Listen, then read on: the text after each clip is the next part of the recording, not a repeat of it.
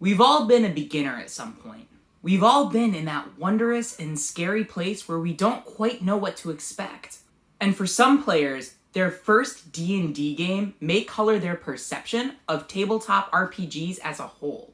So with that in mind, today's video is all about setting the ideal conditions to introduce a new player to 5th Edition Dungeons & Dragons.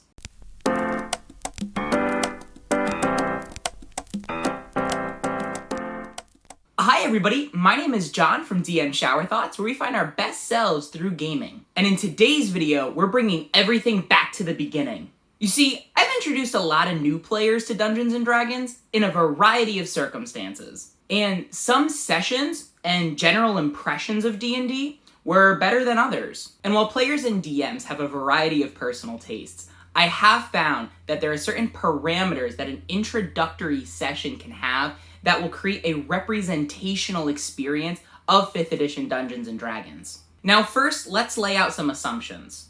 With this advice, I'm assuming that the person DMing this introductory session has DM'd before. Second, all of this advice is generated from personal experience. And third, we're talking about environmental parameters that create a representational impression of 5th Edition's system. And this is mostly just measurable stuff. When it comes to a game's atmosphere or flavor or genre, that can be up to you as the DM. So mostly, we're just going to be proactively smoothing out some rough spots that I've come up with introducing new players to D&D. And these parameters I keep talking about, I've kind of dubbed the rule of threes. It's 3 general conditions that I lay out for an introductory session that I'll also have the number 3 in them. Starting with making sure that that session is a 3-hour one-shot.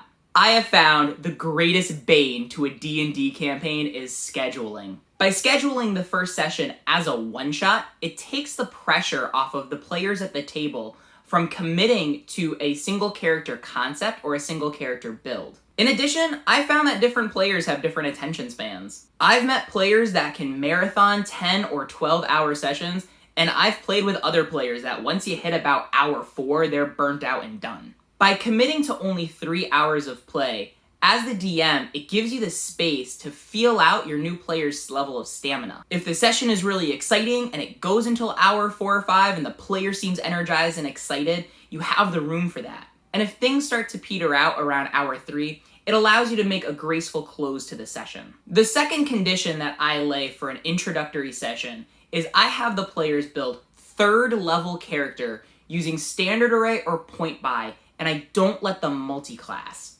I find that in 5th Edition's design, there's a certain magic to 3rd level. Sometimes literally. Every character is able to select a subclass. Spellcasters have enough lower level spell slots that a new player can feel like they can experiment. And 3rd level characters also tend to have enough hit points that an accidental critical hit probably isn't going to kill any of them outright. And remember, we're setting these parameters so that a new player can get a representational impression of how 5th Edition play works. And because each character has a subclass, not only does a new player get to see the distinctive characteristics of their character, they get to see how subclasses affect the team as a whole. And I also make sure if I have a new player that I build their first character with them. Sometimes if a friend tries to help or if they try to look it up on their own, they might miss key parts of the character building process. I also make sure to build a new player's character with them so that way I understand what character concept they're going for,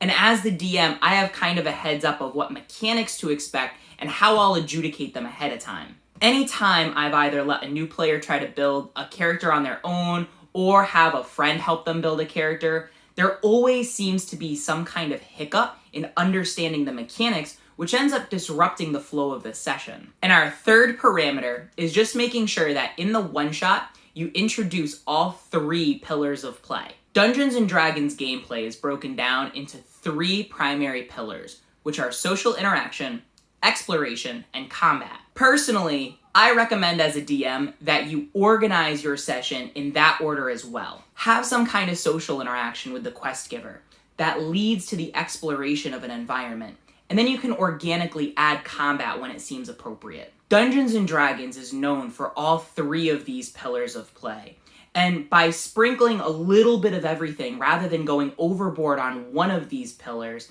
it'll leave your new player hungry for more. So in summary, the 3 parameters I set for an introductory session is to have a 3-hour one-shot, build characters for 3rd level, and just make sure to introduce all 3 pillars of play. Go too long and the session may end prematurely because everyone gets tired out. Play it too low a level and characters can die easier, and play it too high a level and a new player just might get confused at all of the things they have to keep track of. And finally, let them experience a little bit of role-playing, a little bit of exploration, and a little bit of combat. If it's just combat, it might not be the most representational experience of 5th edition. And if you just end up talking, they don't feel the excitement of being able to use their mechanics to their utmost. And since this is a one-shot, if things go awry or sideways, you don't have to worry about it disrupting any long-running campaign that you're either currently playing or have planned. So now I want to know what you guys think. If you were a new player, would these conditions make sense to you? And what have been your experiences introducing new players to 5th edition? Let me know in the comments below, and remember, game responsibly. Bye-bye now.